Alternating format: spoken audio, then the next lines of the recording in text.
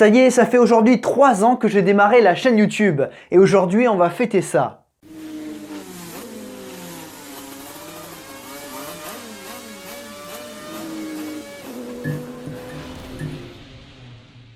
Trois ans que j'ai posté la première vidéo de la chaîne qui n'est d'ailleurs plus disponible. Pourquoi? Parce qu'en fait, à force, c'est difficile d'assumer certaines choses.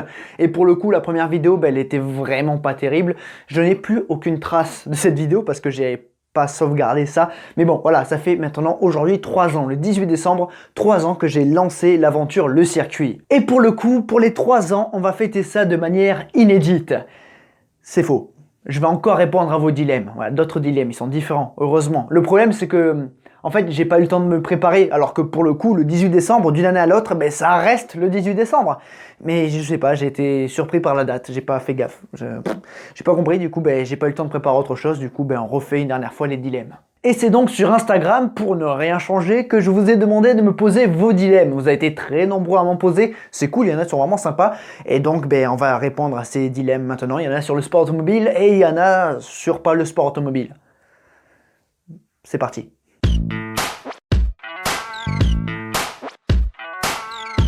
Et on commence par le premier dilemme, Toto Wolff ou Christian Horner. Putain, je suis dans la merde. Toto Wolff. Toto Wolff, il est un petit peu plus classe, il est moins vicieux que Christian Horner. Donc Toto Wolff. Ouais, Toto Wolff. Deuxième dilemme, monoplace ou GT? Pour moi, c'est monoplace. Ouais, c'est monoplace. Je préfère monoplace à la GT. Mais le GT, c'est vraiment sympa. En fait, c'est deux styles de pilotage complètement différents. Le monoplace, c'est vraiment, c'est un bout de bois, c'est rigide.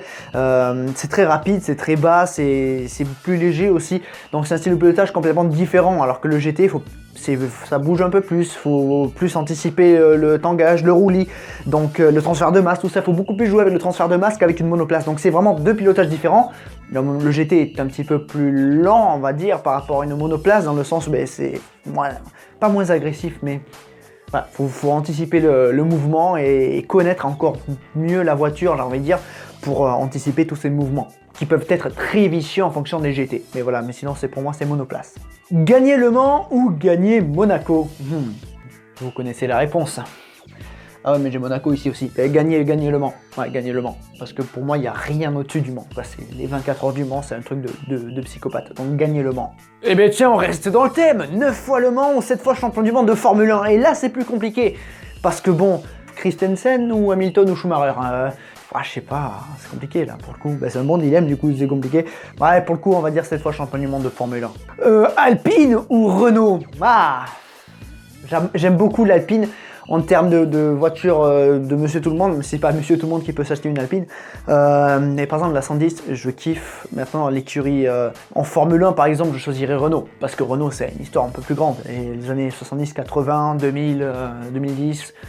Voilà, je préfère Renault en termes de sport automobile. Et en termes d'automobile, Alpine. Parce qu'Alpine, c'est classe quand même. Alpine, c'est vraiment classe. Brésil 2008 ou Abu Dhabi 2021? Abu Dhabi 2021, même si Brésil 2008 c'est vraiment un truc de malade, Hamilton qui va chercher le titre dans le dernier tour, mais au final c'est pareil en 2021, même si évidemment il y a polémique avec ce qui est passé avec la FIA, mais au final ce sont les deux leaders du championnat qui se battent non seulement pour la tête de la course, mais aussi pour le championnat. Ils sont à égalité de points, donc que ça se joue dans le tout dernier tour, même si c'est pas le dernier virage, c'est le tout dernier tour, et directement entre les deux protagonistes, pour moi Abu Dhabi 2021 c'est encore au-dessus.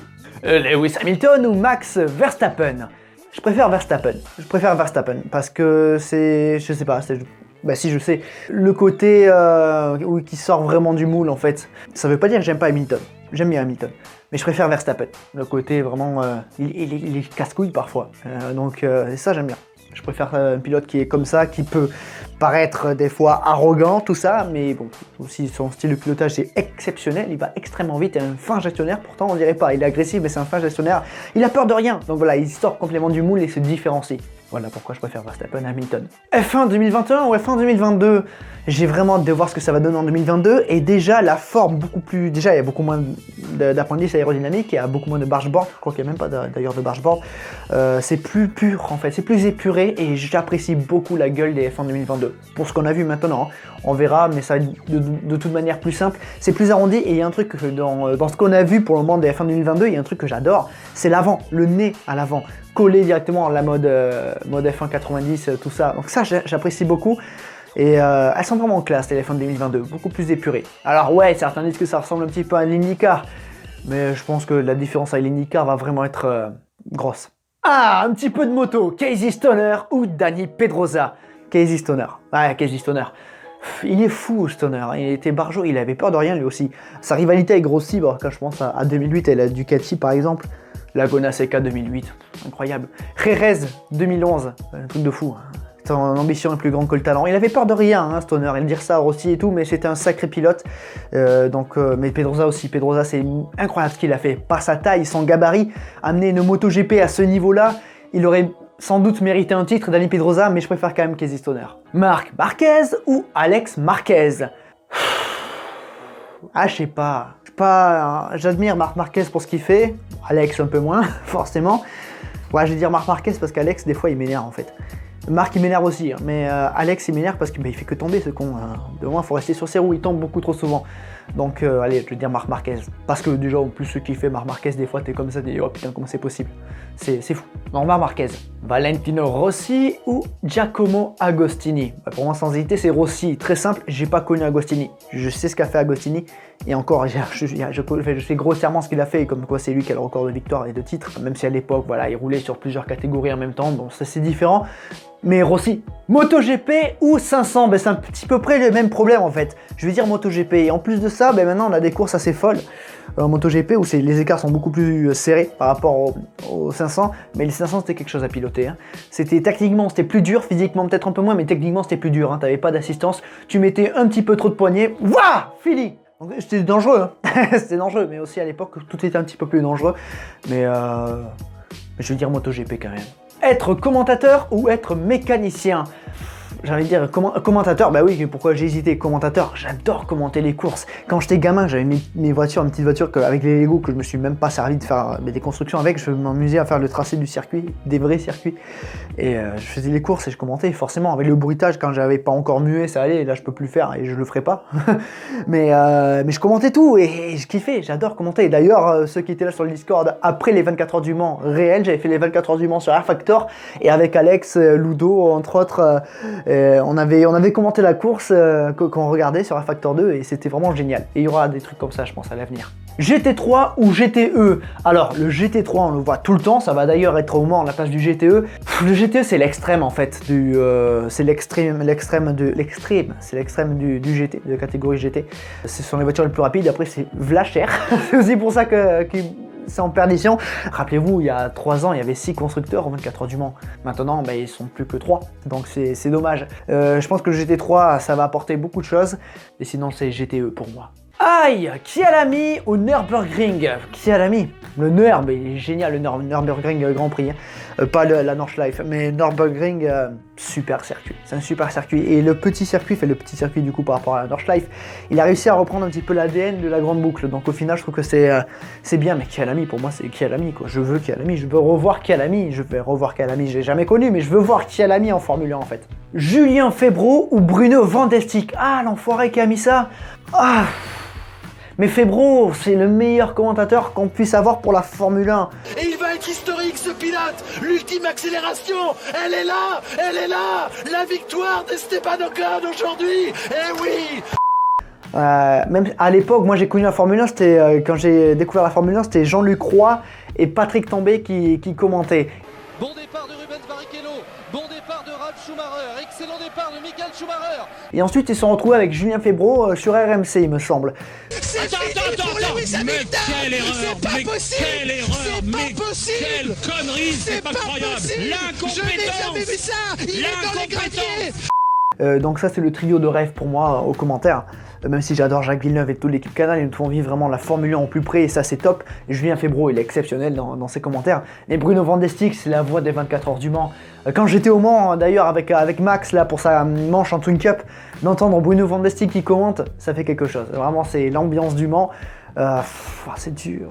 Ah c'est dur de choisir, allez je vais dire Bruno Vandestick, voilà.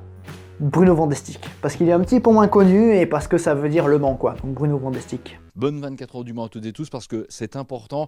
Et on passe à des dilemmes qui ne sont plus en rapport avec le sport automobile. C'est parti! Dimitri Payet ou Olivier Giroud? Mais pour moi, c'est Giroud. Hein. Giroud qui est sous-coté, selon moi.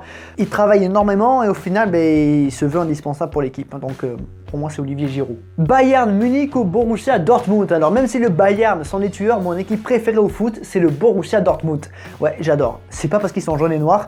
Je ne suis pas en jaune et noir parce que c'est le Borussia Dortmund. Non. Mais j'aime beaucoup cette équipe. C'est un jeu qui est quand même pas mal tourné vers l'attaque. Et puis, j'adore Marco Reus. Donc, pour moi, c'est Borussia Dortmund. Whisky ou vodka? Je crois que celui-là, on l'a eu dans tous les dilemmes. Et c'est toujours whisky pour moi. J'adore le whisky. Alors, il y en a plein autour de moi qui sont qui se disent ils ont trop bu de whisky, donc ils peuvent pas en reboire. Je comprends. Mais pour moi, c'est le Sky, quoi. Putain. Et en plus, Max m'a fait goûter du Fort Roses. Et c'est bon. Et pour moi, le meilleur whisky, pour moi, c'est le Giaconi. Hein. Ça, c'est trop bon. Le Jack Daniel. Ça, c'est top. Fondue savoyarde ou fondue bourguignonne? C'est quoi la différence entre les deux? Attendez. Fondue savoyarde. Ah, d'accord. Ok. Fondue bourguignonne. Ah, d'accord. Ah, je préfère la fondue bourguignonne. Ouais, j'aime bien. J'aime beaucoup. Tremper la viande et tout, d'accord. Fondue bourguignonne, alors. Je savais pas que ça s'appelait comme ça. Enfin, j'ai dû le savoir, mais j'ai dû l'oublier surtout. Donc, au final, voilà. Fondue bourguignonne. Triple cheese ou Big Mac? Triple cheese. Tartiflette ou raclette? Eh bien, encore de la bouffe? Pour moi, c'est raclette. Hein. Raclette sans hésiter. C'est trop bon, la raclette. Début de vidéo, fin de vidéo. Fin de vidéo, au moins c'est en roue libre. Début de vidéo, il y a le script, donc je sais à quoi m'en tenir. Et puis il faut un petit moment pour se mettre vraiment dans l'ambiance de la vidéo. Donc fin de vidéo, t'es déjà dans l'ambiance et hop, tu termines, t'es en roue libre. Et moi j'aime beaucoup, donc fin de vidéo. Majorette ou Hot Wheels? J'avais des majorettes, moi. J'avais des majorettes, les F1 majorettes. Alors ils faisaient Ferrari, ils faisaient McLaren, ils faisaient Jordan, Jaguar, Prost.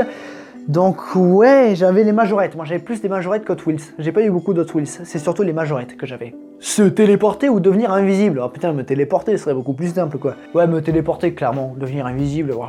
Pourquoi? Moi. Se téléporter, c'est mieux. Captain Price ou Alex Mason? Pour moi, c'est Captain Price. Mason, il m'a marqué avec ses connards de numéros. Hein. Mais pour moi, c'est Price. Price, c'est le GOAT. Et en plus, j'adorais la Price à l'époque de la première trilogie Modern Warfare avec la voix de Mark Alphos. Bon, Mark Alphos malheureusement est décédé, le doubleur français qui doublait Captain Price. C'est lui qui doublait aussi Russell Crowe dans Gladiator ou alors le chef des petits soldats dans Toy Story 1. Nous avançons tel un souffle exhalé de la terre, la rage au cœur et dans un but unique. Mais la voix de... Ah, j'ai oublié, c'est le doubleur d'Alex Mason. Elle est aussi vraiment terrible. C'est un tout, au final, mais je préfère Captain Price. Restons dans le thème, Modern Warfare ou Black Ops? Pour moi, c'est Modern Warfare. Black Ops en deuxième, forcément. Claude ou Laurent? Hugo, quoi. C'est le GOAT. C'est lui le véritable vainqueur cette année. Hugo. Point barre. En carte, gagner en solo ou gagner en équipe? Gagner en équipe, c'est encore mieux, quoi. Parce que t'es plusieurs, tu partages le truc, tu vis quelque chose d'un peu plus fort, en fait. Parce que t'es pas tout seul, au final, c'est un boulot d'équipe. Et gagner en équipe, ouais, gagner en équipe largement. On a eu la chance de le faire cette année, de pouvoir remporter notre victoire. Enfin, la chance. Pas vraiment la chance, parce que pour une fois, on n'avait pas de malchance. C'est ça la différence. Donc au final, on a réussi à gagner la course. Et c'était top. C'était génial. Twin Cup ou Hacker? La Twin Cup, c'est génial, hein. C'est vraiment génial. C'est fou, la Twin Cup, c'est fou parce que ça part du cul tout le temps. Ça se pilote différemment, c'est une traction, faut faire partir le cul. C'est un peu inversé par rapport aux propulsions. Mais je préfère la Hacker parce que je me sens plus à l'aise, forcément, vu que c'est une propulsion et j'ai pu plus pousser la machine. Et pour moi, c'est Hacker, ouais, carrément, Hacker. Oui ou non? Ah! Jaune ou noir? Jaune. Ben pour moi ça va ensemble avec le blanc, mais pour moi jaune, noir, blanc c'est sur mes couleurs quoi, mais jaune. Oui parce que le blanc et le noir c'est pas vraiment des couleurs. Désolé, moi je suis encore à la maternelle pour ça. Jaune alors. Et c'était le dernier? Ah mais oui, c'était le dernier. Mesdames et messieurs, j'espère que cette vidéo anniversaire vous aura plu. Encore une fois, je vous remercie pour ces 3 années. 3 années de dingue, 3 années qui ont complètement changé ma vie, hein, parce qu'à l'époque, je sortais j'étais encore en BTS et je me faisais chier en BTS comptabilité. J'ai préparé la chaîne YouTube, j'ai lancé la chaîne YouTube, ça a pris petit à petit, ça a grimpé. 1000 abonnés, 5000, 10 000, 20 000, 30 000, 40 000, bientôt on est à 50 000. Il reste encore un petit peu de chemin, mais on y est presque, on se rapproche petit à petit. Merci à vous tous, vous me faites vivre de ma passion et ça c'est fou. Je vis de ça, j'ai pas d'autre métier à côté, mon métier c'est YouTube. Donc grâce à YouTube, je peux vraiment faire ce que j'aime. Je fais aussi un petit peu ce que je veux, je suis libre et ça c'est la meilleure chose du monde. Donc merci à vous tous. Bon anniversaire à l'équipe, à la chaîne Le Circuit. L'équipe c'est un petit peu plus tard, mais bon anniversaire à la chaîne Le Circuit. Merci encore une fois à vous tous. Si jamais cette vidéo vous a plu, n'hésitez pas à liker, à partager, à commenter, à vous abonner, à activer la petite cloche si ce n'est pas déjà fait. Ça fait toujours très plaisir et ça prend vraiment rien du tout. Sur le côté gauche de l'écran, les logos des réseaux sociaux, Instagram, Facebook, Discord et Twitch. Il y a plein de trucs. Sur la chaîne secondaire, la piste qui n'est toujours pas affichée là parce que je suis vraiment en gros branleur et que j'ai toujours pas modifié cet encadré. Mais il y a le lien quand même de la chaîne secondaire en description avec une vidéo qui est sortie là, il n'y a pas longtemps, il y a les jours qui précèdent, où je montre en fait ma plus belle course en kart que j'ai faite juste avant le Grand Prix d'Abu Dhabi. C'était le matin du Grand Prix d'Abu Dhabi. Donc allez voir ça, c'était vraiment top, vous allez voir, c'est bien, c'est un petit peu un retour en arrière. À ce propos, transition toute choisie pour vous annoncer que les vidéos de cartes, il n'y en a pas eu cette année, vous l'avez vu qu'il n'y en a pas eu. Mais pourtant, toutes nos courses qu'on a faites, ceux qui nous suivent sur Instagram savent qu'on a fait plusieurs courses en équipe cette année, mais on avait les 4 heures à chaque fois. Pourquoi? Parce qu'on va vous sortir une petite série qui va vous retracer notre saison en interne. Immersion dans la team Le Circuit, dans un petit peu notre vie privée, on va dire, dans notre vie privée, avec nous, au cœur de l'action, et ça ce sera pour février 2022. Le temps qu'on prépare tout, mais j'espère que ça vous plaira. Sur ce, n'oubliez jamais, le plus important, c'est de continuer d'aimer le sport auto, continuer d'aimer le circuit. À la prochaine. C'est un avion ça? Il y a un avion de chasse ou quoi? Étonnant. Oui, je sais, j'ai refait une vidéo dilemme, mais j'ai pas eu le temps. J'aurais préféré faire autre chose, mais c'était chaud en fait. C'est compliqué. Donc voilà, désolé. Je m'excuse. Sorry. Des bisous!